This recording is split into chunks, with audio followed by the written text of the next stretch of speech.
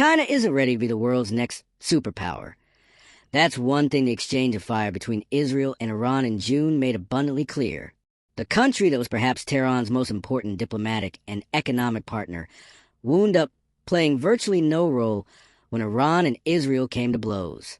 This, despite the fact that Beijing has actively sought stronger relations with many countries in the Middle East, not just Iran, but also Saudi Arabia and the United Arab Emirates, and despite China's evident stake in promoting stability in a region that supplies more than half of its oil imports. So why didn't China step up? Beijing did make some effort to assert its influence. In mid-June, Chinese President Xi Jinping proposed a 4-point plan, calling for a ceasefire and negotiations to contend with Iran's nuclear program, and often play a constructive role in restoring peace. But Xi's proposal went nowhere. He couldn't bring the belligerents to the table, especially not Israel. The two countries have never been particularly close, and Beijing deeply offended the Israeli leadership by taking a pro-Hamas position after the group's October 7, 2023, terror attack on Israeli civilians. But amid Israel's recent military successes, Beijing has tried to soften its approach. Chinese Foreign Minister Wang has opened a dialogue with his Israeli counterparts, and in a phone call in October stated that China is ready to resume exchanges in all aspects as soon as possible, according to an official summary of his comments. But Israel's leaders are likely to remain cautious, given China's relationship with Tehran. In the recent past, Beijing has helped the Iranians circumvent Washington-led sanctions and diplomatic pressure. Alongside Russia and India, China has welcomed Iran into two important forums: the BRICS Group of Emerging Economies and the Shanghai Cooperation Organization, an association of countries connected to Central Asia. And China purchases nearly all of Iran's oil exports, providing vital resources to its moribund economy. Given these links, Chinese leaders might be expected to wield influence over Tehran. They've done so in the past. In 2015, China encouraged Iran's leadership to join the Obama administration's nuclear deal, and in 2023, it brokered a détente between Tehran and its regional rival, Saudi Arabia. But if China and Iran are too close for Israel's comfort, they are still not as close as they appear to be. Iran certainly has reason to question whether China is fully committed to the relationship. In 2021, China promised to invest $400 billion in Iran over 25 years as part of an enhanced strategic partnership, but progress toward that goal has been slow.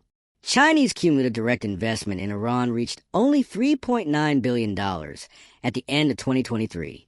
And Chinese companies have been wary of doing business with Iran due to U.S. sanctions, a risk made clear when Meng Wanzhou, now deputy chair of the telecom giant Huawei, was detained in Canada in 2018 at Washington's request on sanctions-related charges. China also takes advantage of Iran's vulnerability by purchasing its oil at steep discounts. As a result, Tehran has tried to balance Chinese influence by maintaining strong ties to India, Beijing's chief rival within the developing world.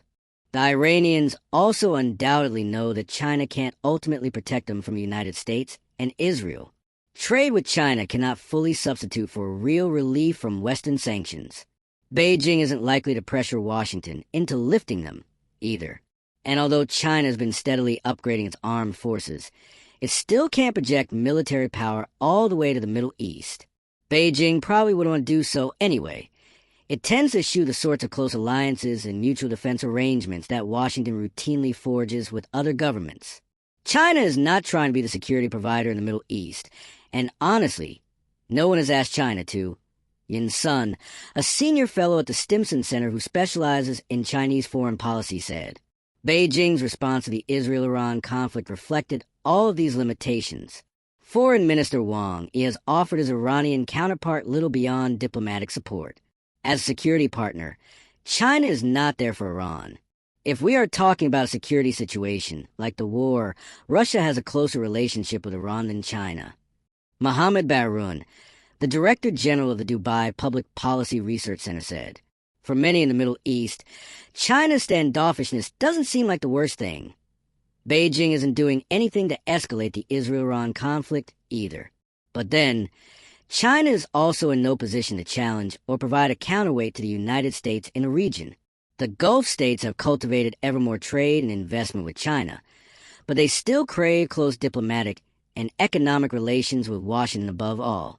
President Donald Trump's May visit, during which the Gulf royals lavishly feted him, is proof that the U.S. is the most important partner for these countries. Jonathan Fulton, a senior fellow at the Atlantic Council who monitors Chinese policy in the Middle East from Abu Dhabi, said, "Within the region, China is not seen as leading political, strategic, diplomatic, and economic issues. Right now, there is really only one country that does all of that, and that's the U.S. The same is true on a global scale." Xi attempted to mediate between Russia and Ukraine and promote his own peace proposal after Moscow's invasion in 2022, but his all-too obvious favor for Russia undercut his credibility as a broker. Efforts to intervene in the war between Israel and Hamas in Gaza in 2023 fell flat due to Beijing's overt pro-Palestinian bias. Wang Yi repeatedly called for a ceasefire, but the U.S. engaged in consistent diplomacy that eventually produced one. In both cases, she exploited the crises to further Chinese interests, deepening ties to a desperate and isolated Russian President Vladimir Putin, and scoring propaganda points in the global south by criticizing Washington's support for Israel. China's actions in these crises are indicative of its true role in global affairs. The so-called axis of authoritarianism, China, Russia, Iran, and North Korea, is not a tightly coordinated cabal.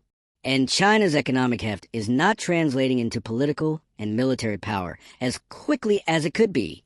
Chinese leaders just haven't marshaled the diplomatic and military muscle, still less the political will, to usurp America's position as the world's premier power.